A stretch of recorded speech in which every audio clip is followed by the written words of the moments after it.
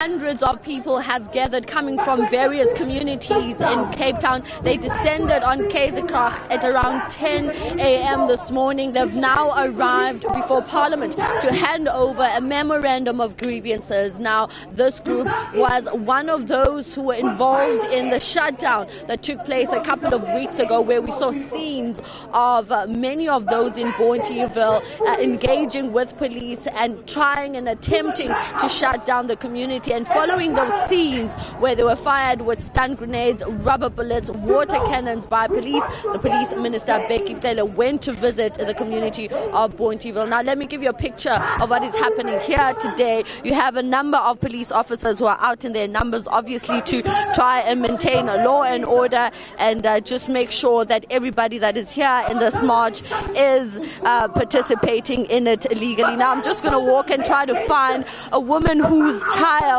was apparently murdered. Now she's one of many women who are saying that they have first-hand experience of the crime that they want and call an end to as a result of this march. Now I'm going to walk and try to find her.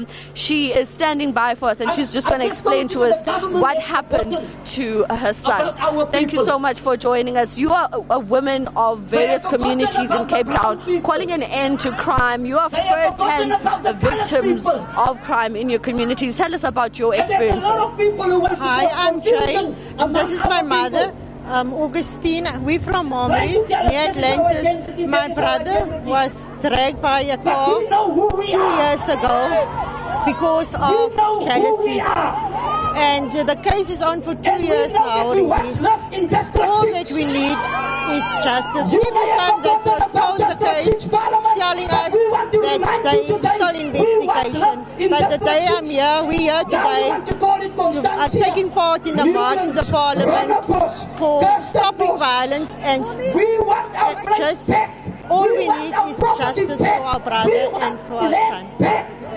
Calling for justice for their brother, well, for their loved one in this case, saying that they do not feel that enough was done to make sure that the perpetrators behind that horrific crime that led to the death of their loved one was sought after. Now let's go talk to Kasatu. They are also part of this march. They are very much involved in what is happening today. Thank you so much for joining us. Now tell us about why Kasatu decided to be part of this march. Yeah, Kasatu was basically approached by civil society to support them, ensuring that we have a march to talk about the issue of crime and violence in our community.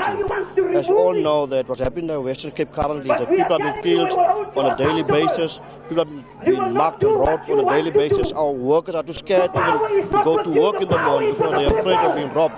And I think the call made by the community is a justified call, and that's why we decided to support them.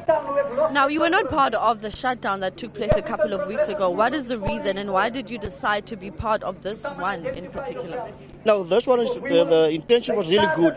There was no agendas in terms of having this protest. The previous one we didn't support because there was agendas in terms of people wanted to politicize this process. We said no, we can't join people that use violence to achieve something. We want something that is peaceful, hence our decision to support these people.